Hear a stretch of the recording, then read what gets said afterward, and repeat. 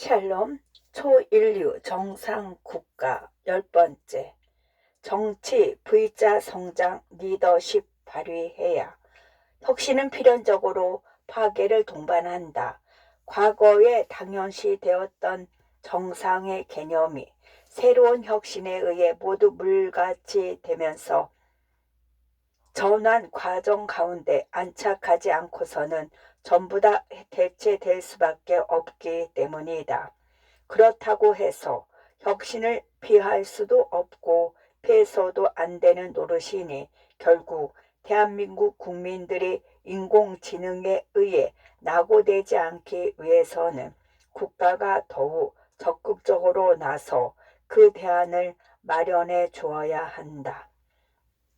여기서 중요한 점은 인공지능이 인간을 100% 대체할 수 없다는 점이다. 물론 인공지능의 놀라운 발전 속도를 평가절하하는 것은 아니다. 다만 우리가 간과해서는 안 될 결정적 팩트는 인공지능의 인풋은 사람이라는 점이다. 분명 인공지능을 통한 스마트 과학혁명은 인간의 반복적 루틴을 대체하게 될 것이다. 그러나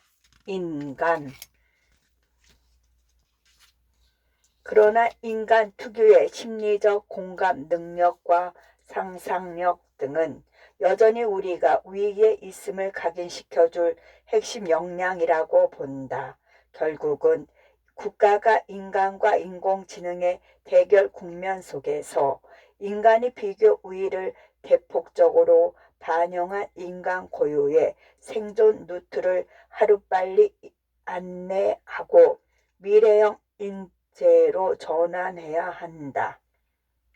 우선 인간과 기술의 조화를 이룰 수 있는 중장기적 로드맵을 수립하여 노동시장 내 갈수록 부족해지고 있는 인공지능 산업 종사자 포를 국가적 차원에서 하루빨리 양성해야 한다. 특히 코로나 이후 인공지능에 의한 혁신의 속도가 더욱 빨라지는 점을 감안하여 디지털 전환에 투입할 현업 인재들을 최대한 신속하게 디지털로 부장시켜야 한다. 인공지능은 어디까지나 기술로 대표되는 도구이다. 현장 속 업무 시스템을 온몸으로 체득한 실무 인재들의 디지털 문맹률을 점진적으로 낮춰 호랑이 등에 날개 다는 식으로 인공지능 기술 활용 능력을 본인의 전문성과 융합시킨 후 현업에서 확장시키는 것이다. 인간 고유의 공감 능력과 상상력으로 인공지능의 데이터 편식을 잡아주는 것도 중요하다. 대표적 사례로 챗봇 이루다의 온갖 혐오 발언과 성차별 멘트 등이 있는데 결국 인공지능의 달선도 그것을 처음부터 기획하는 설계자의 주관과 윤리에 의해 좌지우지됨을 확인할 수 있다. 앞으로 도구적 차원의 기술적 수완 못지않게 목적으로서의 인공지능 윤리의식과 운영 방식 등도 큰 변수로 떠오르게 될 것이다. 가까운 미래의 설계자의 일탈이 잘못 반영되어 인간에게 해악을 끼치는 인공지능 사건이 분명히 일어날 것인 만큼 미래 인재 육성에 필요한 융합 능력과 도덕 교육을 국가 차원에서 완전히 리뉴얼할 필요가 있다고 본다. 그렇지 않을 경우 편향으로 얼룩진 인공지능으로 인한 새로운 유형의 사회 갈등이 우리 사회 내에서 심각한 수준으로 일어날까 우려된다. 포스트 코로나 이후 V자 반등 성장의 전제 조건은 인공지능으로 상징되는 과학혁명 시대 속에서 인간의 위치를 재정립시키는 것이다. 좁게는 인공지능이 인간의 일자리를 대처하느냐 마느냐의 문제로 바라볼 수도 있지만 좀 더 폭넓고 상상력 있게 바라보면 인공지능의 발달은 인간을 기존 노동으로부터 해방시켜 인간만의 공감 및 상상의 영역으로 성장시켜 줄 수 있는 최고의 수단일 수 있다. 물론 인공지능의 발전이 인류에 어떤 영향을 미칠지에 대해 함부로 예단해서는 안 된다. 그러나 피할 수 없는 시대적 대체를 눈앞에 둔 이상 리더는 어떻게 해서든 팬데믹 극복 발판으로 인공지능과 인간의 조화를 대한민국 사회 내 제대로 정착시킬 의무를 진다고 본다. 균 21세기에 들어 균은 코로나를 비롯해 인류 사회의 새로운 위협으로 급부상했다. 당장 우리는 지난 20년간 코로나 이전에 두 번의 팬데믹을 경험했다.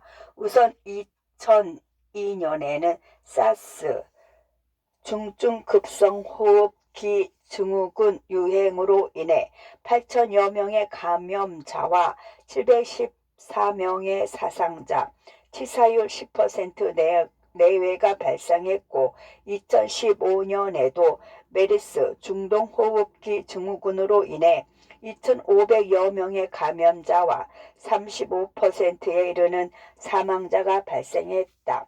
그리고 코로나19라는 메가톤급 전염병이 창궐하여 2021년 5월 현재 1억 6천여 명이 넘는 감염자와 330만 명을 넘어선 사망자가 발생했다.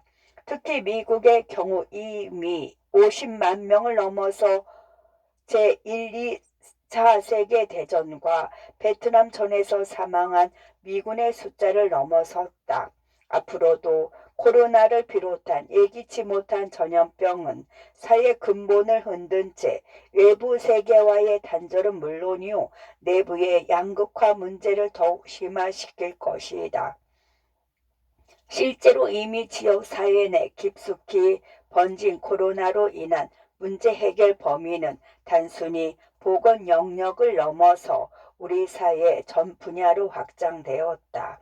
그래서 첫 출발점으로 생각해 본 대안으로는 바이오 기술에 특화된 국립 에자일 팬데믹 센터, 즉 신속 대응 센터를 설립하여 현재와 미래 전염병에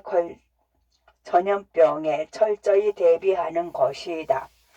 대한민국에서는 국가 최고 인재가 의치한의대에 진학한다.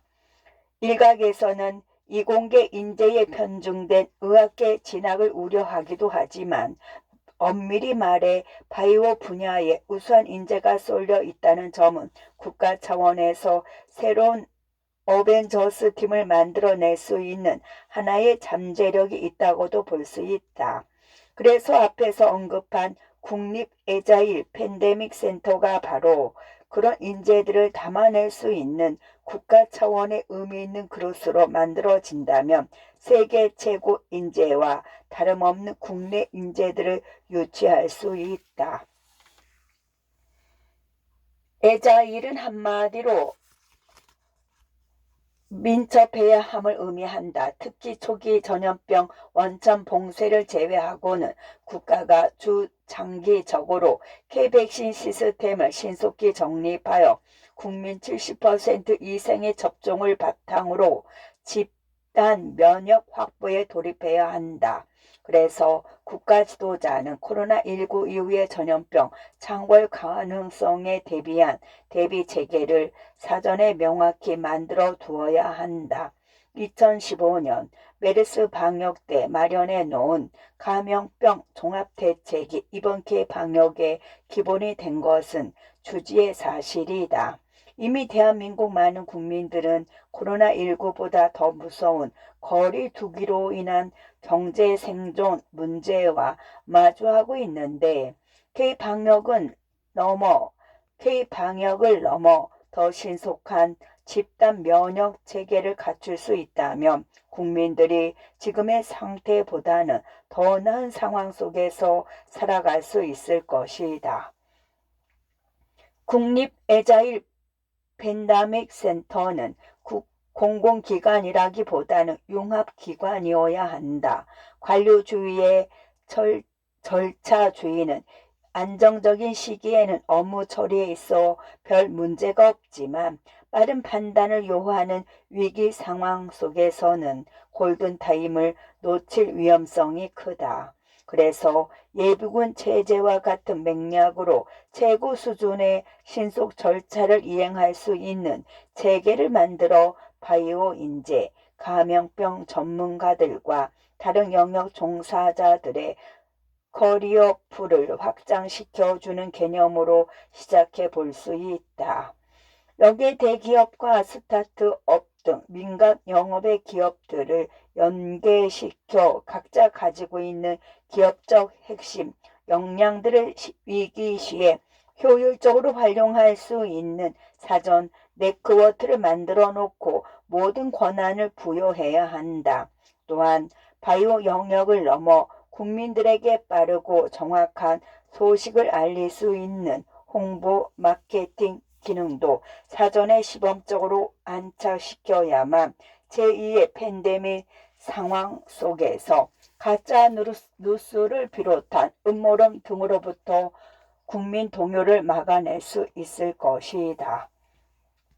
국무총리와 대통령 권한 대행으로서 느꼈던 점은 리더의 지혜나 생각이 조직에 반영되어 실제 국민들에게 도움으로 다가서기까지 생각보다 매우 오랜 시간이 걸린다는 것이다.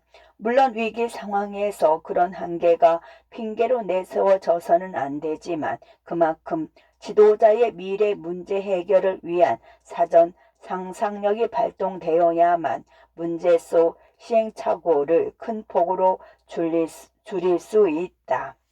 사회학적 맥락에서 리더십을 파악한 필립 셀즈닉은 지도자의 능력을 기관과 연관지어 바라보는데 리더는 사회적 산물인 조직의 생명력을 인정하고 내외부적인 사회적 변화들을 종합하여 이를 기관 내에 적응시키는 선봉자 역할을 수행한다.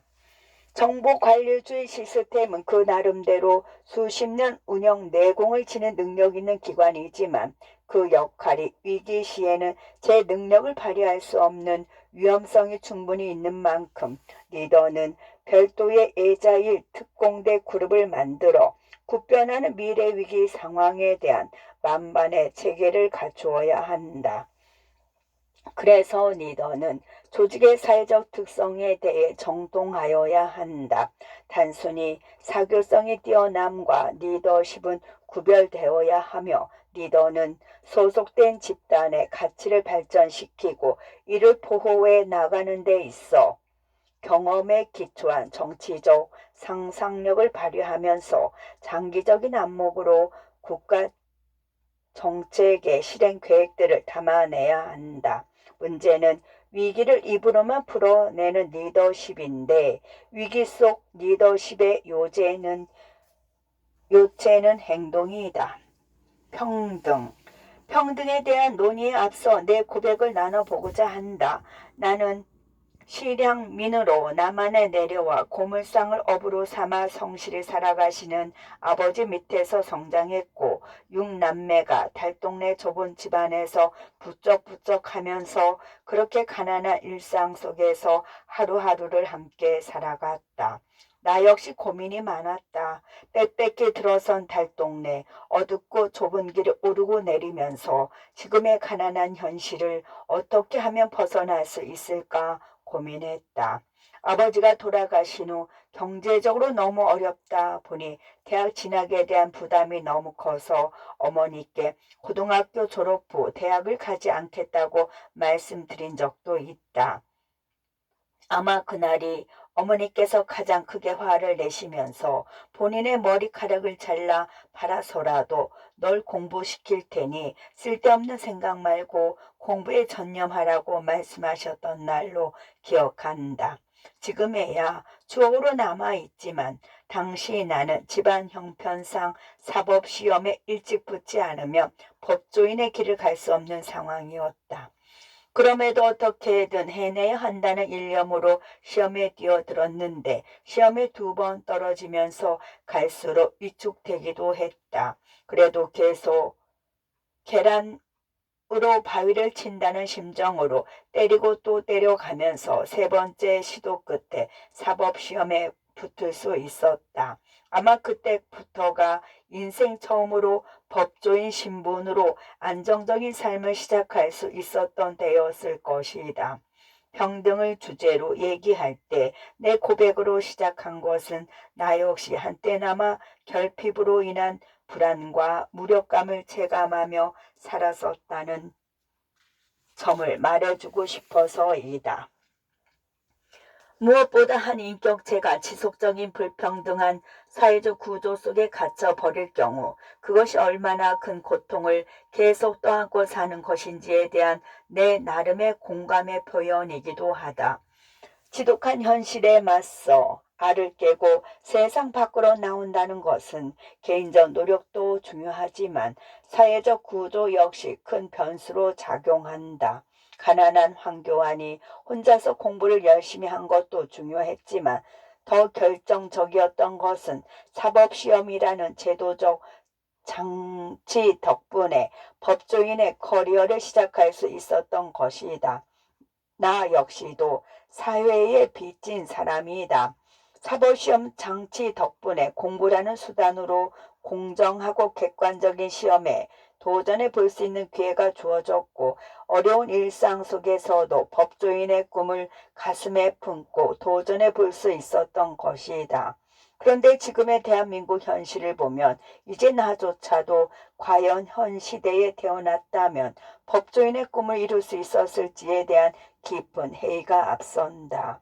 그만큼 개천에서 용이 나올 수 없는 구두로 변해되고 있기 때문이다. 더 큰 문제는 앞으로이다. 세계화와 과학기술혁명은 우리에게 편리하고 윤택한 풍요사회를 만들어 주었지만 그 내면을 찬찬히 살펴보면 양극화의 거대한 쓰나미가 서서히 다가오고 있다.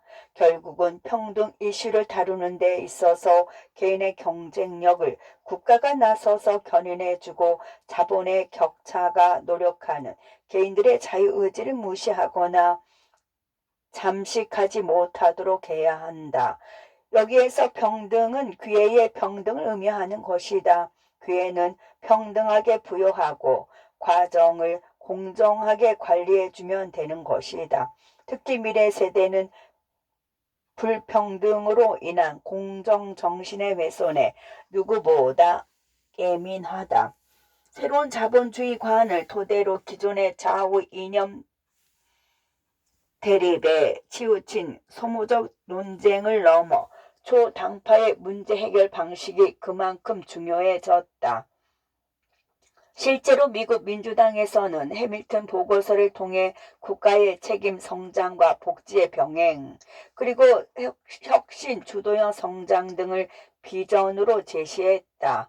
우리나라 또한 이념이나 주의에 기초한 1차원적 사고 방식을 넘어 다차원적인 사회구조 재설계를 시도해 볼 때가 되었다. 적절한 사회 안정망을 통해 개인이 짊어져야 할 리스크를 감소시켜줄 필요가 있으며 개인의 리스크 프리 안전 심리가 보다 더 진취적이고 도전적인 선택으로 연결되도록 장려해야 한다.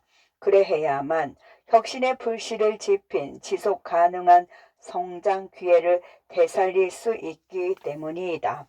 세 번째, 초인류 정부의 필요성. 황교안의 혁신 주도 국가. 보통 혁신의 아이콘으로 많이 언급되는 학자로는 슈음페터가 있다. 기업가 정신을 거시적으로 분석한 그는 자본주의를 역동적인 진화 과정으로 바라보는데 일반적으로 이러한 변화를 주도하는 주체는 바로 기업가이다. 기업가는 항상 새롭고 혁신적이어야 한다. 생존과 직결되는 시장의 변화를 신속하게 포착해내어 새로운 상품, 새로운 생활 방식, 그리고 새로운 조직 등을 도입하기 위해 창조적 파괴를 통해 자본주의를 끊임없이 진화시키는 것이다. 그러나 정치는 여전히 삼류이다. 초인류 기업은 존재하지만 초인류 정부의 출현은 여전히 요원하다. 기업은 더 나은 생존과 번영을 위해 창조적 파괴를 지향하지만 우리 정치는 패거리 생존을 위해 소모적 정적 파괴에만 혈안이 되어 있기 때문이다. 역설적으로 대한민국은 초인류 정부를 만들어낼 기본 요건을 갖추고 있다. 똑똑하고 근면한 국민 역량이 있지만 정작 이를 관리하는 정치학 행정은 삼류에 머물다 보니 정부는 우리나라의 미래 혁신을 퇴보시키는 데에만 특화되어 있다는 지적까지 나온다. 그래서 미래의 정치인은 혁신 주도 국가를 지향해야 한다. 혁신 DNA를 배양하기 위해서는 개인과 기업의 핵심 역량 강화와 특히 청년들이 도전하는 과정에서 생기는 실패에 대한 재도전을 위한 사회 안정망 등에 대한 전폭적인 지원을 강화해야 한다는 것이다.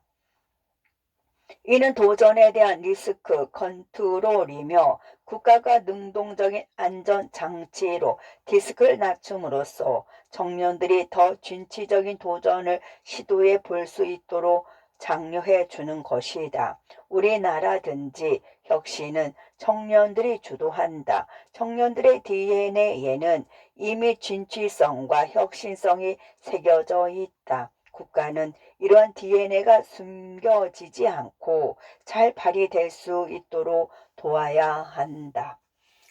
4. 포스트 코로나 사방에서 길을 찾자. 하늘이 무너져도 솟아날 구멍이 있는 것처럼 퇴로가 100% 막힌 위기란 없다. 적어도 국가가 이끄는 리더만큼은 아무리 칠흑 같은 어둠 속에 놓여 있어도 대한민국 생존을 위해 없던 길도 만들어내어 국가와 국민들의 삶을 지켜내야만 한다. 여기서 나는 대통령 권한 대행 시절 성공 사례였던 사방의 길 프로젝트를 되살려 잘하는 길, 하기만 하면 되는 길, 넓은 길, 새로운 길 등을 다각도로 개척하여 국가 생존을 위한 비전을 제시해 보고자 한다.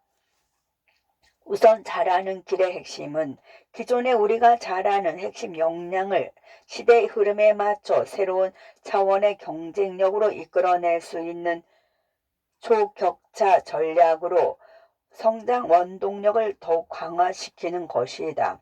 가령 대한민국의 문화 DNA는 싸이의 강남 스타일을 비롯하여 방탄소년단, 블랙핑크 등을 통해 글로벌 트렌드세터를 도맡을 수 있는 인류임을 스스로 입증했다. 그러나 정작 이러한 한류 경쟁력을 강화시킬 수 있는 K-팝 스쿨 프로젝트는 국내 규제로 인해 뚱딴지 같이 미국 캘리포니아에 세워진다고 한다.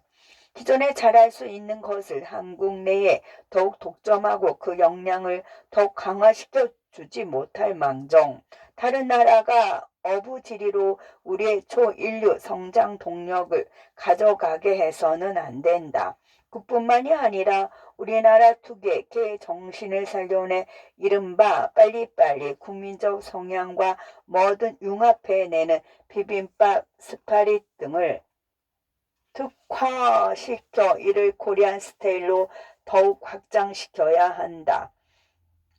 가장 쉬운 예로는 커피 믹스를 들 수 있다. 처음에 커피는 조선말 손탁을 통해 들어온 바깥 물건에 불과했으나 정작 세계 커피 믹스의 표준으로 등극한 스틱 모델은 한국의 동서식품이 만들어냈다. 언제 어디서든지 뜨거운 물과 겉만 있으면 동일한 커피의 맛을 음미할 수 있는 혁신은 다름 아닌 한국인 특유의 빨리빨리 문화가 커피라는 외국 물품을 코리안 스타일로 재탄생시킨 것이다. 그 외에도 대한민국의 인류를 자청하는 영역은 경제, 사회, 문화 등 다양한 분야에 널리 퍼져 있다. 올림픽 때마다 하계 시즌 양궁과 동계 시즌 쇼트트랙 종목은 대한민국이 상수이며 삼성전자, 현대, 기아차, LG전자, SK, 네이버, 카카오 등 우리나라 인류 기업 기업들은 그 성과를 내며 세계시장 선도 능력을 마음껏 발휘하고 있다. 초일류 국민과 기업들이 가지고 있는 잠재성과 능력을 더욱 자유롭게 발휘할 수 있도록 돕고 보조해 주는 것이 국가의 역할이다. 더 이상 삼류 수준의 정치 행정 역량으로 우리 국민들이 알아서 척척 잘 해내는 잘하는 길을 막아서는 안 된다. 그래서 두 번째, 하기만 하면 되는 길이 중요하다. 되는 길의 핵심은 말 그대로 잘 되는 길이 자연스럽게 잘 되도록 정치와 행정의 규제를 과감히 풀어주는 것인데, 제일 중요한 것은 현장에 대한 이해 능력이다. 전 경련은 2016년도에 7대 갈라파고스 규제를 개혁하면 92만 3천 개의 일자리가 창출된다고 보고한 바 있으며, 이 같은 신규 일자리는 2014년 청년 실업자 수의 약 2,400 규모에 달한다고 하였다. 즉 규제 개혁을 하기만 해도 엄청난 일자리 효과가 난다는 것을 알 수 있다. 권위의식에 물든 정치권이 현장 속 기업인들을 국회에 불러 망신 주기를 시도하는 것이 삼류 정치의 전형적 예라고 볼 수 있는데, 몇 년 전 국정감사에 출석한 백종원 대표의 팩트 폭격을 반면 걸로 삼을 필요가 있다. 실제로 외식업에 대해서 아무것도 모르는 의원들이 백종원 대표를 참고인으로 불러세워 외식업 독점 운운하면서 압박을 시도했다. 그러나 정작 주눅들지 않고 외식업에 대한 무지를 일깨우는 백 대표의 패기에 이내 의원들이 쾌옥패를 당했다. 대한민국 핵심 역량은 탈정치를 지향해야 한다. 현장 속 애환을 전혀 모르는 정치권과 행정관료주의가 몸통을 흔드는 발칙한 꼬리로 자꾸 군림하려 들어서는 안 된다는 것이다. 이미 정치권 바깥 세계에는 히든 챔피언들이 즐비하다. 생존을 유일무이한 목표로 삼고 있는 기업과 산업 영웅들은 이미 정치권의 상상력을 몇 단계 넘어선 자신들만의 성장 전략을 짜 놓은 만큼 국가가 나서 이를 존중해주고 보조해 주어야 한다. 가령 제조업의 스마트와 비대면 산업, 정보통신기술, 서비스, 친환경 바이오 헬스 중심 산업 구조로 전환이 가속화될 것을 정부가 대비시켜 주는 것이다. 또한 변화가 빠른 만큼 규제를 과감히 풀어 산업을 촉진시켜야 빠르게 자리 잡을 수 있다. 문제가 되는 부분은 그 이후에 규제해도 늦지 않을 것이다. 이른바 선시행 후 규제 도입이 필요하다. 세 번째 길은 넓은 길인데, 이는 국내에서는 하기만 하면 되는 길을 개척해 주는 반면 메이드 인 코리아 세일즈를 국가가 대행하여 우리나라 선수들의 해외 진출을 적극적으로 스폰서해 주는 것이다. 프랑스 마크롱 대통령의 경우 해외 순방 또는 국가 정상들과 회담할 때 자국 스타트업 제품들을 의도적으로 노출시켜 F-이노베이션을 직간접적으로 홍보한다. 특히 대한민국의 경우 내수만으로는 규모의 경제를 실현시키기 어려울 만큼 그 레버리지 대상을 해외로 돌려야만 한다. 한국이란 물리적 영토는 좁을지 몰라도 경제 영토만큼은 지구 전체로 넓게 바라보아야 한다. 무엇보다 눈앞의 생존 때문에 알짜 중소기업들이 거시적 시각으로 해외 판로를 개청하는 데에는 근본적인 한계가 있다. 국가가 세일즈맨을 자처해야 한다. 국가가 세계시장에 나와 있는 각종 사업 기회들을 사전 조사해낸 다음 사업의 수익성과 지속 가능성 등의 안전 점검을 거쳐 역량 있는 우리 기업들에게 지속적으로 연결시켜 주어야 한다. 과거 대통령 권한대행 시절 대륙별로 장관급 특임 대사를 세워 해외 수주 활동을 하는 기업들에게 힘을 실어주었고 그 결과 3개월 만에 터키의 차나칼레 현수교 건설 산업과 더불어 총 8조 원에 달하는 3가지 프로젝트를 수주하는 성과를 본 사례가 대표적이다.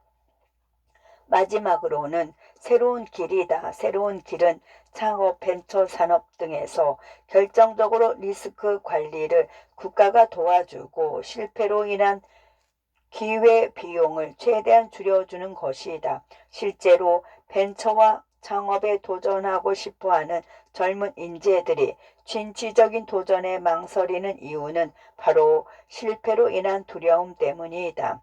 영끌한 자금으로 시작했다가 혹시라도 실패하면 빚더미에 앉게 되니 창업에 도전한다는 것은 그만큼 쉽지 않으며 심지어는 스펙 없이 그렇게 보증되지 않는 세월을 보냈다가는 낙오자로 전락할 위험성도 크다. 그런 현장 속 위험을 관리해 주지 못할 망정 기성세대들이 회복이나 했어 하면서 미래 인재들을 체근하고 평가절하하는 것은 오만하다고 본다. 내가 생각했던 새로운 길의 방향은 참신한 아이디어에 대한 투자였다. 실제로 총리 시절 우리는 먼저 창업 벤처 펀드로 역대 최대 규모인 3조 3천억 원을 조성하고 창업과 벤처에 관심을 유도했고 공정한 투자를 받을 수 있는 여건을 만들기 위해 오디션 프로그램 형식의 대화도 진행했다. 스스로 자신의 길을 개척해 나가는 이들을 위한 정부의 지원은 새로운 일자리를 창출했고 우리 경제력 활력에 불어넣는 새로운 길이 된 것이다. 혁신주도 국가는 하루아침에 만들어질 수 없지만 지금부터라도 확실하게 꺼져버린 대한민국 성장 동력을 일깨우는데 우리 정치와 행정이 각성해야 한다. 코로나19가 가져올 유례없는 양극화 문제뿐만 아니라 과학기술 혁명 등으로 나타난 인공지능이 미칠 불확실한 영향에 대해서도 말 그대로 충돌 대비 태세를 갖춰야 한다. 무엇보다 이를 현실화시키기 위해 미래를 위한 상상력이 중요하다. 그런 맥락에서 삼류에 머문 미래 권력을 개혁할 새로운 리더십의 등장이 시급하다. 끝.